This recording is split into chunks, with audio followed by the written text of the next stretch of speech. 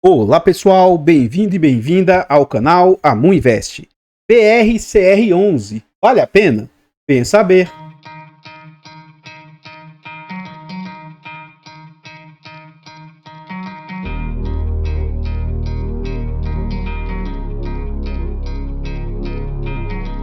Então pessoal, esse é um fundo de tijolo, ele é um fundo de lajes corporativas. Na data em que eu gravo o vídeo, ele está sendo negociado ali a R$ 57,00. Ele entregou de dividendo nos últimos 12 meses, 8,89%. Ele vem sendo negociado a um PVP de 0,58, 42% de desconto. Vamos tentar entender o porquê que esse fundo está tão descontado. Ele tem uma liquidez alta, né, negociando uma média de 1.700.000 por dia. E ele vem com a recuperação, a valorização positiva de 19% nos últimos 12 meses. No quesito de cotação, a gente vê que o fundo está bem depreciado. Então, esse fundo, eu até olhei a cotação desse fundo antes dos últimos 5 anos, e ele já vinha sendo negociado abaixo dos R$100. Ele já vinha na faixa de 80 e poucos reais. Lá nos idos de 2019, ele já estava abaixo dos 100, por volta, às vezes, R$90. E aí, no final de 2019, o mercado estava eufórico. Esse fundo chegou ali a 120 e poucos reais. Contudo, veio a situação pandêmica que jogou as cotas lá em março de 2020 para R$80. E desde lá para cá, o fundo não conseguiu se recuperar. Ele volta provisoriamente ali um pico, chegando a R$100, mas desde o mês 6 de 2020 para cá, o fundo entrou em declínio. Ele vem a ficar ali próximo de R$60 no final de 2022. Durante o ano de 2022, ele rompe a barreira dos R$60, chegando até ficar abaixo. Durante o período eleitoral de 2022, o fundo recupera-se, chegando ali na faixa de R$70, R$72, mas a cada queda ele vai rompendo os valores menores. Ó. Aí ele rompe a barreira dos 50 e poucos reais, chegando a ficar ali próximo de R$50. O fundo esboça novamente uma recuperação, mas agora ele está ali próximo de R$60, R$57 atualmente. Continuando no site aqui, a gente vê informações a respeito do fundo. O nome do fundo, CNPJ. A gente vê que é um fundo para investidor em geral, mandato híbrido, fundo de tijolo, prazo indeterminado e gestão ativa.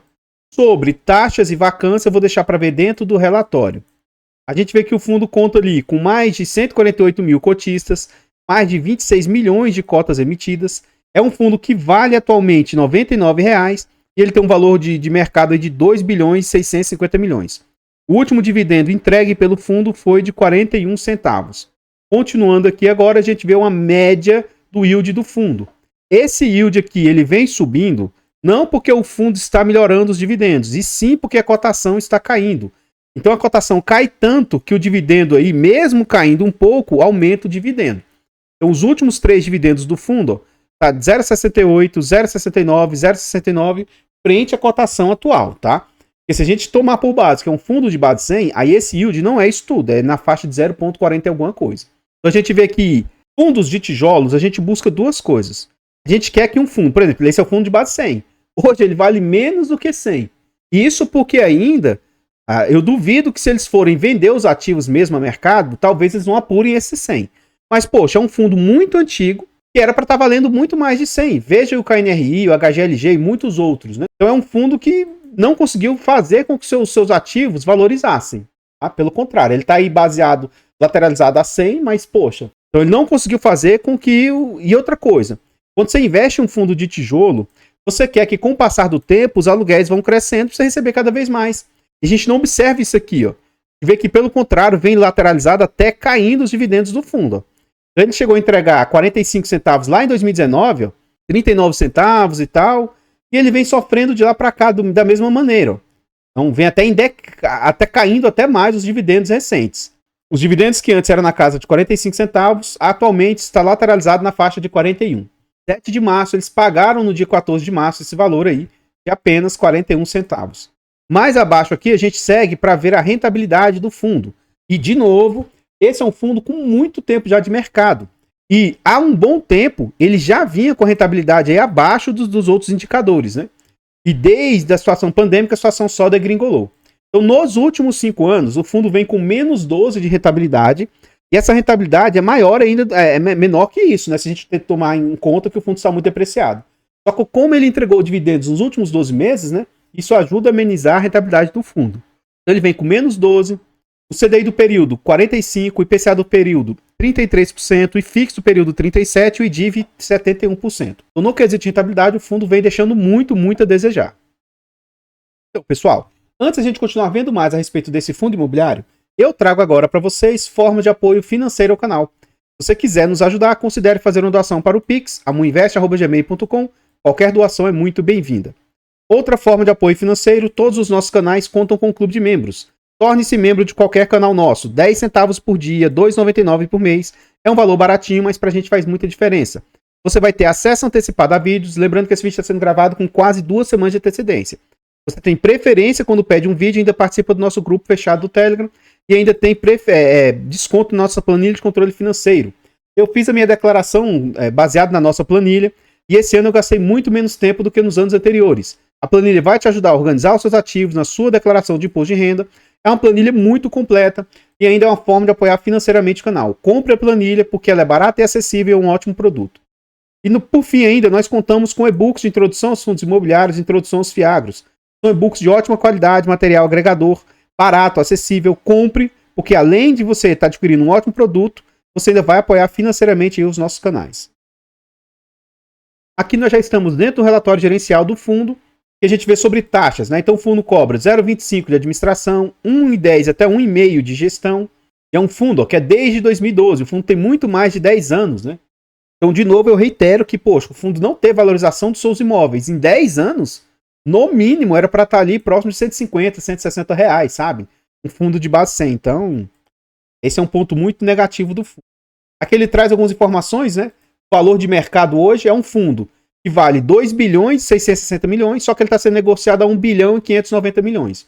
Então é um fundo que, poxa, depois de 10 anos, mais de 10 anos, valia ainda R$ 99 reais, sendo que ele estava sendo negociado na data de fechamento do relatório a 59 e a gente viu que ele estava a 57 centavos. Ele tem 81% de seus ativos de padrão AAA ou A, ele possui 15 imóveis, ele tem uma vacância alta de 21%, isso porque a vacância financeira atualmente está só em 15%. Mas se ele está com 20% desocupado, uma vacância de 15%, futuramente isso aqui, ó, quando parar de receber esse extra, vai diminuir ainda mais os dividendos do fundo. E é um fundo com quase 148 mil cotistas. Mais abaixo aqui ele fala sobre últimas notícias, atualização de nova transação, renúncia antecipada, retorno aos cotistas. Esse fundo eu não trouxe aqui para vocês porque ele soltou fatos relevantes, então eu não faço leitura de fatos relevantes. Mas ele conseguiu vender alguns imóveis do fundo. E ele fez uma proposta recentemente de se desfazer de um imóvel de forma assim, ó. Vamos lá, quando chegar nele eu vou falar melhor sobre isso. Aqui ele fala sobre performance, evolução das cotas, essa parte eu costumo pular.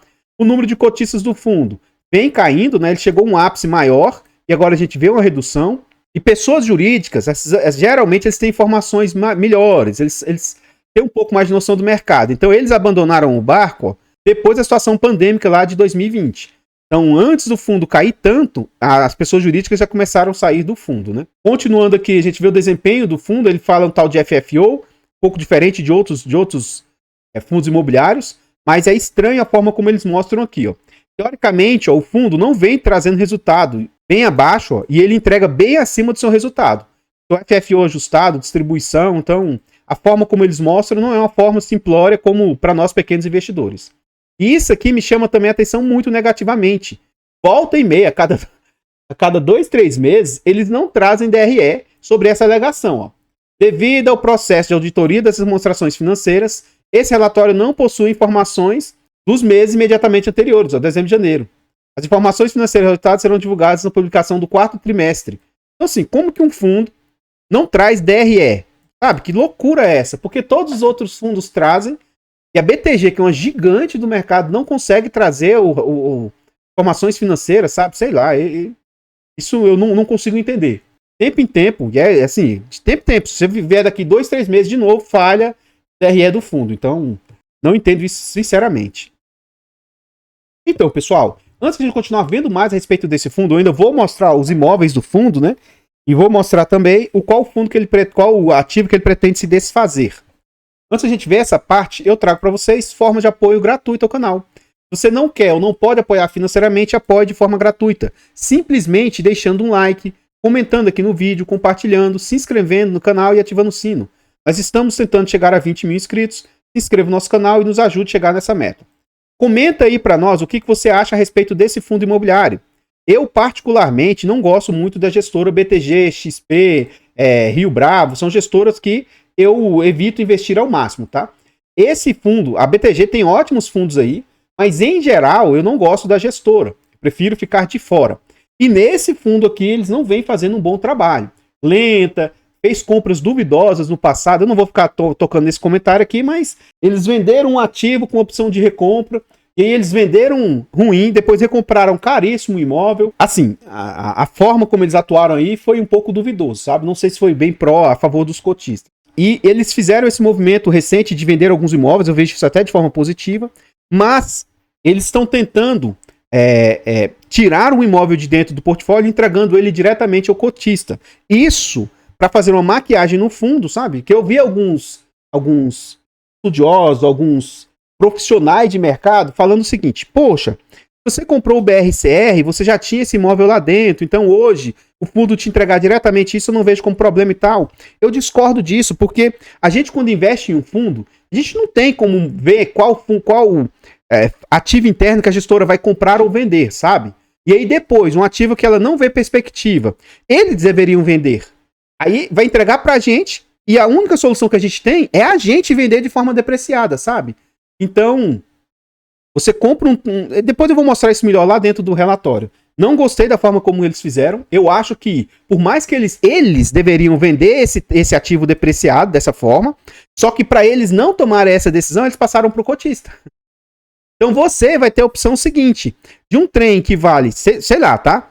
Que vale 5, 6, 7 reais, você vai ter a opção de vender por 2 e pouco. Essa é a sua posição. Sendo que eles não tiveram coragem de eles venderem no prejuízo e mostrar para o cotista que o cotista estaria fazendo prejuízo. Então eles passaram a responsabilidade para o cotista fazer o prejuízo. Eu não sei se eu estou me fazendo entender, mas eu não gostei da forma como eles fizeram. Eu acho que eles deveriam fazer o movimento, sabe? Enfim, não tenho interesse de ter. Acho que a gestão faz um péssimo trabalho no fundo e com as últimas movimentações, principalmente essa de apartar um dos seus ativos e pôr a responsabilidade na mão do cotista. Não gostei do movimento, apesar de que, né, eu sou um Zé Goiaba, um simples fazedor de vídeo pra internet, e respeito, realmente eu não entendo nada. Mas, aqui é livre, né, pra gente dar a nossa opinião. E na minha opinião, a gestora faz um péssimo trabalho no fundo. Enfim, não tenho interesse de ter. Isso não significa que o fundo seja bom ou ruim, pra mim e nem que isso seja indicação de compra, venda ou manutenção do ativo. Nós temos um canal secundário, o canal Amuf Infra. A gente está tentando chegar a 1000 inscritos. Vá nesse canal e nos ajude a chegar a 1000 inscritos lá. Desde já agradeço imensamente. Nós contamos aí com 4 canais. Vá nos nossos canais aí, eles estão em outras plataformas. Siga, se inscreva, comente, compartilhe, que ajuda demais. Eu abro caixa de pergunta frequentemente no Instagram. Deixe a sua dúvida lá que a gente vai procurar atender com a máxima rapidez. Atualmente esse aqui é o portfólio do fundo, né? Ele fez um anúncio de vendas, eu sinceramente não lembro qual, e eu não acompanho o fundo a fundo, né? Então isso aí pra mim, se você for interessado, abra os informativos, os fatos relevantes para você ver. Esse aqui, ó, é o imóvel que eles estão entregando pro cotista, ó, esse Senesp, que é um padrão B. E ele vendeu outros imóveis, se eu não me engano, de padrão B também, tá? Então ele quer vender esse imóvel, ele quer tirar do fundo, ele tá com a vacância 54%. Metade dele está vago e ele quer entregar isso na mão do cotista. Para o fundo, isso representa 8% de vacância, tá? E aí, o que eles fizeram? Primeira coisa que eles fizeram com que o Senesp ele é um fundo imobiliário, tá? Eles fizeram com que o Senesp desdobrasse para a faixa de 2 e pouco. Para quê? Porque aí 2 e pouco é o tanto que o fundo tem de participação. E aí ele vai entregar isso diretamente para o cotista. Tá? Ele vai pegar esse percentual que ele tem, porque o fundo é dono de 24% do imóvel. Então ele vai pegar esses 24% e entregar na mão diretamente do cotista. Só que é o que eu estou falando para vocês. Como ele é um fundo negociado em bolsa, o fundo tirou algo de dentro do seu portfólio, entregou direto para o cotista para ele não ter esse prejuízo, tá? Não gerar prejuízo para ele, mas o cotista vai ter que gerar com prejuízo, porque esse fundo, eu vou até abrir aqui para vocês e mostrar. Aqui, ó, o Senes é esse ativo aqui, ó, Senes 11, tá? Esse fundo, ele já vinha sendo negociado na faixa de R$80 e caiu para algo próximo de 20. E eles fizeram esse desdobramento de 20 para agora 2 e pouco. Então, poxa, ele é um fundo de base 100 que estava sendo negociado a 20. E aí o fundo foi e jogou essa grande oportunidade na mão dos cotistas, sabe? Então, sei lá, eu não vi isso como sendo um movimento muito bacana por parte da gestão, não. Mas enfim, aqui são os imóveis que o fundo possui, a participação que eles têm nos imóveis, quanto que esses imóveis possuem vacância ou não. Esse EZ Towers hoje é 49% de vacância, isso representa 4% para o fundo. Um fundo que ele comprou de volta, tá? Que ele vendeu, depois fez um rolo desgramado, foi esse Torre Almirante lá no Rio de Janeiro, ó. 55% de vacância, representa 12% para o fundo, ele é dono de 60%. E aqui são os imóveis, dá uma olhada com atenção aí, tá? Todos os ativos que o fundo possui. E ele tem imóveis desde padrão AAA, padrão A e alguns imóveis de padrão B aí. Continuando no relatório, aqui hoje, 74% dos imóveis são padrão AAA, 7% padrão A e 18% padrão B. E ele está se desfazendo dos imóveis de padrão B para tentar melhorar o fundo aí. Aqui a gente vê que 70% dos imóveis estão em São Paulo, 29% no Rio de Janeiro. Outro ponto que me chama atenção negativamente do relatório deles é isso aqui, ó. 63% ele coloca como outros, sabe? Tipo assim, são tantos outros segmentos assim para ele não trazer, sei lá. 17% financeiro, 7% automobilístico, 4% seguro, 63% outros segmentos. Enfim. E aqui são a vacância por ativo, né? Olha o tanto que o Senesp representava para o fundo. Então ele está ali, ó, representando 52% de vacância, para o fundo 11,5%. Então por isso que eu acho que ele está tentando desovar logo esse fundo aqui, esse ativo, porque ele representa uma vacância alta, né? O Torre Almirante também é uma vacância alta. São imóveis com bastante vacância aí para o fundo. Continuando no relatório, a gente vê que os seus ativos são indexados a IPCA, a maioria deles. 73%, quando tem renovatória, são pelo IPCA. 84% dos seus contratos são típicos, 15% são atípicos. Está vencendo, ó, esse ano está vencendo quase 10% dos contratos, o ano que vem mais 10%, 2026 quase 20%. Então tem vencimentos próximos e se continuar ocorrendo como vem acontecendo, né? Se quando vencer esses contratos o fundo não conseguir renovar, no horizonte aí de médio prazo, o fundo pode sofrer mais ainda, porque essas vacâncias podem trazer mais resultado ruim para o fundo, né?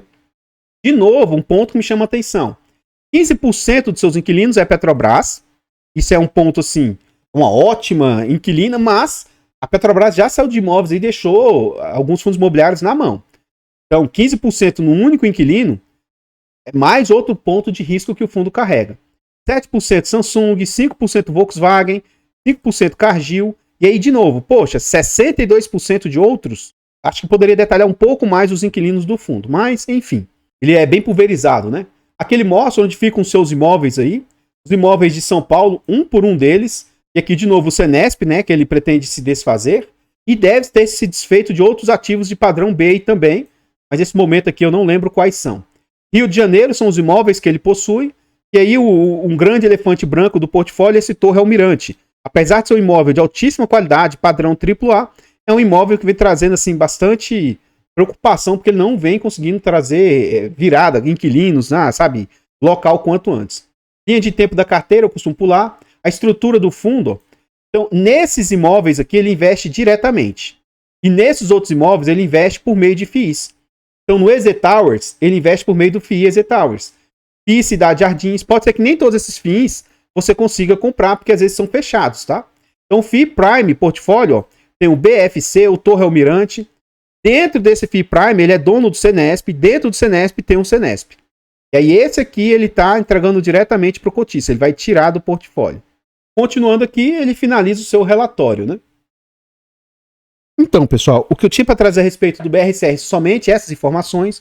Eu gostaria de agradecer imensamente todos vocês que nos apoiam de forma gratuita ou de forma financeira. Lá no canal Amo Dicas, nós temos e-books de português para concurso.